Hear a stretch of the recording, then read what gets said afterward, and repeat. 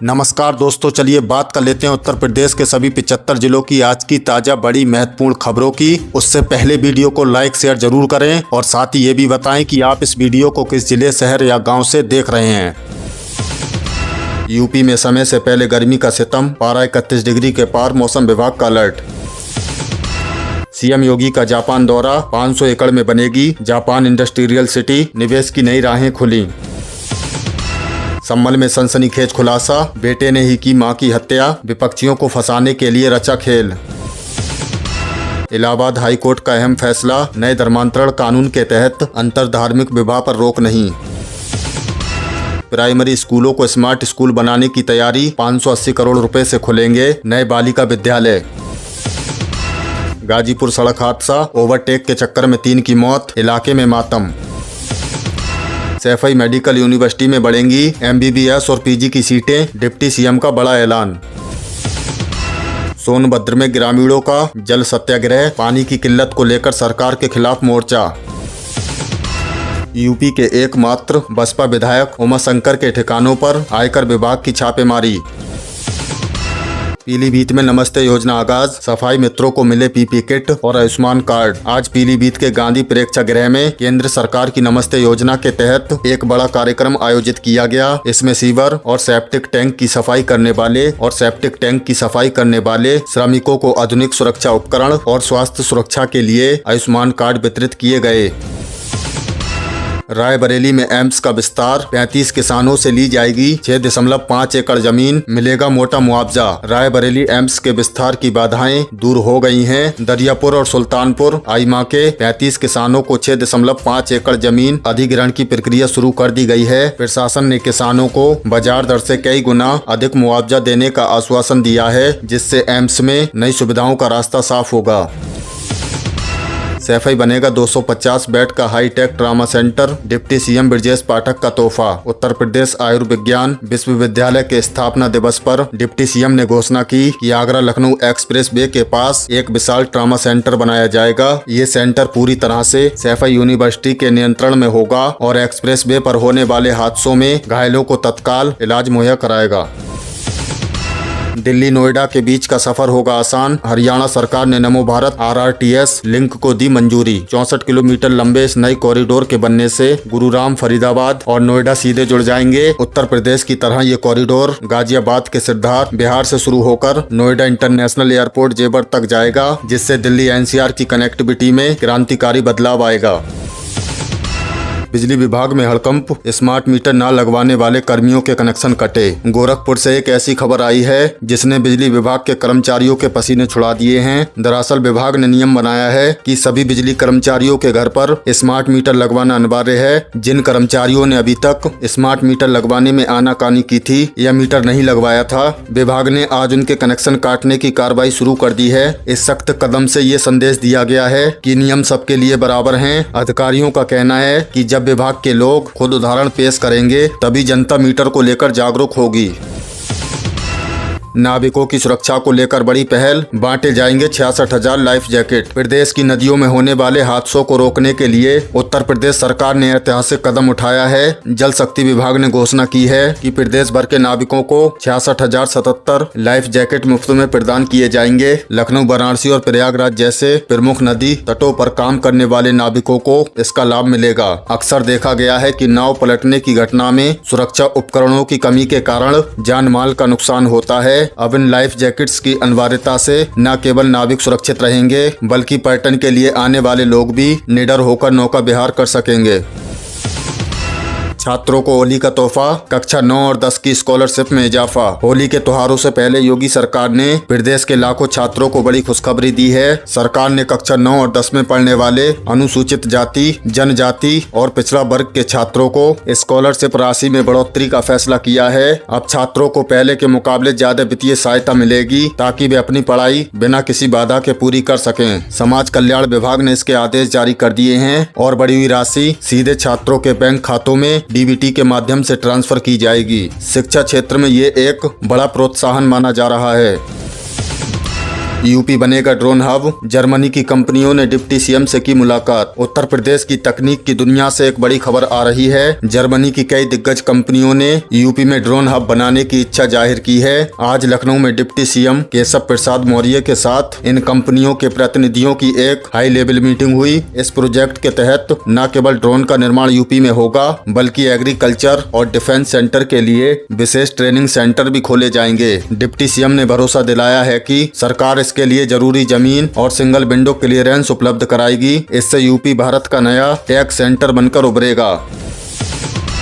औरैया में 2 करोड़ का जीएसटी घोटाला उजागर, फर्जी फर्म बनाकर लगाया चूना। भ्रष्टाचार के खिलाफ चल रही मुहिम में औरैया पुलिस और वाणिज्य कर विभाग को बड़ी सफलता मिली है। यहां करीब 2 करोड़ रुपए के जीएसटी घोटाले का भांडाफोड़ हुआ है। जांच में सामने आया है कि जालसाजों ने फर्जी दस्तावेज और आईडी कार्ड का इस्तेमाल कर कई फर्जी फर्में खड़ी की थी और सरकार को करोड़ों का चूना लगा रहे थे। इस मामले में पुलिस ने इन लोगों को हिरासत में लिया है और मुख्य सरगना की तलाश जारी है। अधिकारियों का कहना है कि फर्जी बिलिंग के जरिए टैक्स चोरी करने वालों के खिलाफ ये अभियान पूरे प्रदेश में तेज किया जाएगा। बीएसपी विधायक उमाशंकर सिंह के घर इनकम टैक्स का छापा। राजधानी लखनऊ से आज की एक और बड़ी राजनीतिक हलचल सामने आई है। बलिया के रसड़ा से बीएसपी विधायक उमा सिंह के लखनऊ स्थित आवास पर आयकर विभाग की टीम ने छापेमारी की है। सुबह सुबह हुई इस कार्रवाई से राजनीतिक गलियारों में हड़कंप मच गया है। आयकर विभाग की टीम बेनामी संपत्ति और टैक्स चोरी के इनपुट के आधार पर दस्तावेजों की जाँच कर रही है। विधायक के घर के बाहर सुरक्षा के कड़े इंतजाम किए गए हैं। हालांकि विधायक की ओर से अभी तक इस छापेमारी पर कोई आधिकारिक बयान सामने नहीं आया है।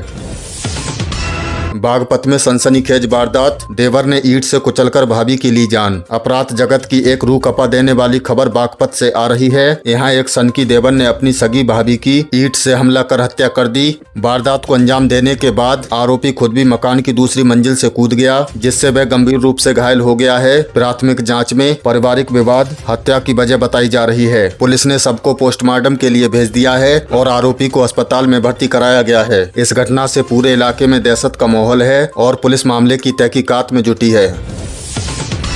जनगणना 2027 की तैयारी शुरू, पहले चरण में पूछे जाएंगे 33 सवाल। उत्तर प्रदेश समेत पूरे प्रदेश के लिए जनगणना से जुड़ी एक महत्वपूर्ण अपडेट आई है। साल 2027 में होने वाली जनगणना की प्रक्रिया अब धरातल पर उतर आई है। लखनऊ प्रशासन के मुताबिक आगामी 22 मई से सेल्फ एन्यूमरेशन यानी स्वयं गणना करने की सुविधा शुरू हो जाएगी। नागरिक अब ऑनलाइन पोर्टल या ऐप के जरिए खुद अपनी और अपने परिवार की जानकारी दर्ज कर सकते हैं। इसके लिए घर घर जाने वाले प्रगणकों का इंतजार नहीं करना होगा। प्रशासन ने लोगों से अपील की है कि वे इस प्रक्रिया में बढ़ चढ़कर हिस्सा लें ताकि विकास की योजना का सटीक खाका तैयार किया जा सके। टोक्यो में सीएम योगी का जलवा, जापानी निवेशकों को यूपी आने का न्योता। मुख्यमंत्री योगी आदित्यनाथ इन दिनों जापान के दौरे पर हैं। आज टोक्यो में आयोजित एक भव्य रोड शो में उन्होंने दुनिया भर के निवेशकों को चौंका दिया है। उन्होंने जापानी उद्योगपतियों को संबोधित करते हुए कहा है कि उत्तर प्रदेश अब पोटेंशियल से परफॉर्मर्स की ओर बढ़ चुका है। उन्होंने डेटा रखते हुए बताया कि यूपी में निवेश के लिए सुरक्षित माहौल और बेहतरीन कनेक्टिविटी तैयार है। सीएम ने विशेष रूप से सेमीकंडक्टर, इलेक्ट्रॉनिक्स और रिन्यूएबल एनर्जी के क्षेत्र में जापानी कंपनियों को आमंत्रित किया है। इस दौरे से उत्तर प्रदेश में अरबों रुपए के निवेश और लाखों नौकरियों की उम्मीद जगी है। मेरठ को मिला रफ्तार का तोहफा, नमो भारत और मेट्रो का विस्तार। प्रधानमंत्री नरेंद्र मोदी ने हाल ही में मेरठ मेट्रो और नमो भारत ट्रेन के नए कॉरिडोर का उद्घाटन किया है। मेरठ के शताब्दी नगर से मेरठ दक्षिण तक मेट्रो का सफर अब हकीकत बन चुका है। करीब 12,930 करोड़ की इन परियोजनाओं से मेरठ और दिल्ली के बीच की दूरी अब मिनटों में सिमट गई है। पीएम ने इस मौके पर विपक्ष पर निशाना साधते हुए कहा है कि जहां पहले की सरकारें घोटाले में व्यस्त रहती थीं, वहीं आज की सरकार इंफ्रास्ट्रक्चर का जाल बिछा रही है। मेरठ न केवल खेल के सामान के लिए बल्कि आधुनिक कनेक्टिविटी के लिए भी जाना जाएगा। गंगा एक्सप्रेसवे का काउंटडाउन, मेरठ से प्रयागराज का सफर सिर्फ 6 घंटे में। उत्तर प्रदेश के इंफ्रास्ट्रक्चर के लिए आज की सबसे बड़ी और सुखद खबर, बहुप्रतीक्षित गंगा एक्सप्रेसवे अब अपने अंतिम चरण में है। ताजा अपडेट के मुताबिक मेरठ से प्रयागराज को जोड़ने वाले इस विशाल एक्सप्रेसवे का काम युद्ध स्तर पर पूरा किया जा रहा है। अधिकारियों का दावा है कि इसका उद्घाटन जल्द ही होने वाला है। इसके बाद मेरठ से संगम नगरी प्रयागराज की दूरी जो पहले 12 से 14 घंटे लेती थी, अब महज 6 घंटे में सिमट जाएगी। ये एक्सप्रेस वे न केवल सफर को आसान करेगा बल्कि पश्चिमी यूपी और पूर्वी यूपी के बीच व्यापार के नए रास्ते भी खोलेगा। मनी लॉन्ड्रिंग पर बड़ा प्रहार। आगरा में असल ग्रुप की 598 करोड़ की संपत्ति कुर्क। आर्थिक अपराधों के खिलाफ उत्तर प्रदेश में बड़ी कार्रवाई देखने को मिली है। प्रवर्तन निदेशालय ने आगरा में असल ग्रुप के खिलाफ शिकंजा कसते हुए उनकी लगभग 598 करोड़ रुपए की चल अचल संपत्तियां कुर्क कर ली हैं। ये पूरी कार्रवाई मनी लॉन्ड्रिंग के एक पुराने मामले से जुड़ी है। जांच में पाया गया है कि ग्रुप ने निवेशकों के साथ धोखाधड़ी कर करोड़ों रुपए इधर उधर किए थे। इस कुर्की के बाद रियल एस्टेट जगत में हड़कंप मचा हुआ है। प्रशासन ने साफ कर दिया है कि आम जनता की गड़ी कमाई डकारने वाले किसी भी बिल्डर को बख्शा नहीं जाएगा। बिजली उत्पादन में कटौती। यूपी की 22 पावर यूनिट्स बंद। ग्रामीण इलाकों में मांग बढ़ी। उत्तर प्रदेश में बिजली को लेकर एक अजीबोगरीब स्थिति पैदा हो गई है। मौसम में बदलाव और मांग की कमी के चलते प्रदेश की 22 बड़ी बिजली उत्पादन इकाइयों को अस्थायी रूप से बंद कर दिया गया है। हालांकि दूसरी तरफ ग्रामीण क्षेत्रों से 24 घंटे बिजली आपूर्ति की मांग तेज हो गई है। किसान यूनियन और ग्रामीण संगठनों का कहना है कि खेती के सीजन को देखते हुए गाँव को पर्याप्त बिजली मिलनी चाहिए। पावर कॉर्पोरेशन फिलहाल ग्रिड बैलेंस बनाने की कोशिश कर रहा है, लेकिन यूनिट्स बंद होने से बिजली की उपलब्धता और वितरण के बीच का संतुलन डगमगाया हुआ है। हाई कोर्ट का बड़ा फैसला। अब नए रेट पर देना होगा प्रॉपर्टी टैक्स। शहरी निकाय चुनाव और टैक्स को लेकर माननीय हाई कोर्ट से एक महत्वपूर्ण फैसला आया है। अदालत ने नए दरों पर प्रॉपर्टी टैक्स गृहकर की वसूली के सरकार के फैसले को बरकरार रखा है। इस फैसले के बाद नगर आयुक्तों को निर्देश दिए गए हैं कि वे संशोधित दरों के आधार पर टैक्स कलेक्शन शुरू करें। हालांकि ये काम आम आदमी की जेब पर थोड़ा असर डाल सकता है, लेकिन प्रशासन का तर्क है कि शहरों के सुंदरीकरण और बेहतर नागरिक सुविधाओं के लिए ये राजस्व जरूरी है। अब नगर निगमों में बकाया टैक्स जमा करने के लिए विशेष कैंप भी लगाए जाएंगे। शामली के उद्यमियों को राहत। 11 फैक्ट्रियों पर तालाबंदी का आदेश 15 मार्च तक टला। शामली जिले के उद्योगपतियों और हजारों मजदूरों के लिए एक राहत भरी खबर आई है। प्रदूषण और एनजीटी के नियमों के चलते जिन 11 फैक्ट्रियों को तुरंत बंद करने का आदेश दिया गया था, उन्हें प्रशासन ने 15 मार्च 2026 तक की मोहलत दे दी है। उद्यमियों ने सरकार से अपील की थी कि अचानक बंदी से भारी आर्थिक नुकसान और बेरोजगारी होगी। इस राहत अवधि में इन फैक्ट्रियों को प्रदूषण नियंत्रण के मानकों को पूरा करना होगा। यदि 15 मार्च तक कमियां दूर नहीं हुई तो इनके खिलाफ सीलिंग की कार्रवाई निश्चित है। सड़क सुरक्षा पर सख्ती। बाहरी राज्यों से आने वाली बसों की होगी संघन check in. Purvanchal express way पर हाल ही में हुए दर्दनाक हादसों से सबक लेते हुए यूपी सरकार ने बड़ा फैसला लिया है। अब दूसरे राज्यों जैसे बिहार, दिल्ली, उत्तराखंड से उत्तर प्रदेश में प्रवेश करने वाली हर प्राइवेट और रोडवेज बस की संघन चेक इन की जाएगी। परिवहन विभाग को निर्देश दिए गए हैं कि बसों के फिटनेस सर्टिफिकेट, परमिट और ड्राइवरों के लाइसेंस की कड़ाई से जाँच हो। विशेष रूप से रात में चलने वाली बसों पर नजर रखी जाए ताकि ओवर स्पीडिंग और ओवरलोडिंग को रोका जा सके। ये मुहिम यात्रियों की सुरक्षा और सुनिश्चित करने के लिए शुरू की गई है। रायबरेली में भीषण सड़क हादसा। अनियंत्रित होकर कार खाई में पलटी, 3 की मौत। आज एक दुखद खबर रायबरेली से आई है, जहां रफ्तार के कहर ने 3 जिंदगियां छीन ली। तेज रफ्तार कार चालक के नियंत्रण खो देने के कारण सड़क किनारे गहरी खाई में पलट गई। हादसे के वक्त कार में सवार लोग एक समारोह से लौट रहे थे। प्रत्यक्ष दर्शियों के मुताबिक कार की रफ्तार इतनी तेज थी कि वह कई बार पलटी खाकर क्षतिग्रस्त हो गई। मौके पर पहुंची पुलिस ने सबों को पोस्टमार्टम के लिए भेजा और घायलों को अस्पताल पहुंचाया। पुलिस ने इस बार फिर लोगों से अपील की है कि रात के समय ड्राइविंग करते समय गति सीमा का पालन जरूर करें। होली स्पेशल ट्रेनें। यूपी के प्रमुख रूटों पर चलेंगी 50 नई ट्रेनें। होली के त्योहारों पर घर जाने वालों के लिए रेलवे ने बड़ी घोषणा की है। लखनऊ, वाराणसी, गोरखपुर और प्रयागराज जैसे रूटों पर भारी भीड़ को देखते हुए 50 से ज्यादा होली स्पेशल ट्रेनें चलाने का निर्णय लिया गया है। उत्तर रेलवे और पूर्वोत्तर रेलवे ने इन ट्रेनों का शेड्यूल जारी कर दिया है। इन ट्रेनों की बुकिंग आज से शुरू हो गई है। इसके साथ ही स्टेशनों पर भीड़ को नियंत्रित करने के लिए अतिरिक्त सुरक्षा बल और हेल्प डेस्क भी तैनात किए जाएंगे ताकि यात्रियों को किसी भी तरह की असुविधा ना हो।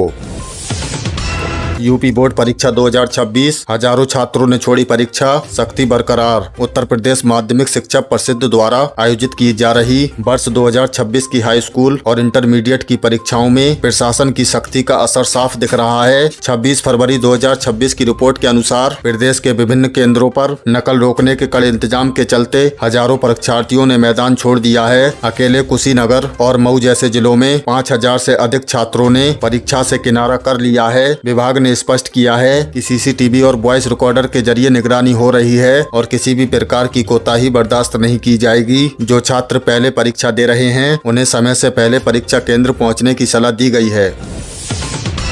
यूपी पुलिस भर्ती 2026 32,679 पदों के लिए लिखित परीक्षा की आखिरी तारीख घोषित। उत्तर प्रदेश पुलिस एवं प्रोन्नति बोर्ड ने प्रदेश के युवाओं को बड़ी खुशखबरी दी है। कांस्टेबल और जेल बॉर्डर के 32,679 पदों पर होने वाली सीधी भर्ती के लिए लिखित परीक्षा का शेड्यूल जारी कर दिया है। बोर्ड के अनुसार ये परीक्षा 8 से 10 जून 2026 के बीच आयोजित की जाएगी। जिन अभ्यर्थियों ने जनवरी में आवेदन प्रक्रिया पूरी की थी वे अब अपनी तैयारी को अंतिम रूप देना शुरू कर रहे हैं। एडमिट कार्ड परीक्षा से एक सप्ताह पहले आधिकारिक वेबसाइट पर उपलब्ध होंगे। राज्य सरकार इस भर्ती प्रक्रिया को पूरी पारदर्शिता के साथ संपन्न करने के लिए हाइब्रिड मोड पर विचार कर रही है।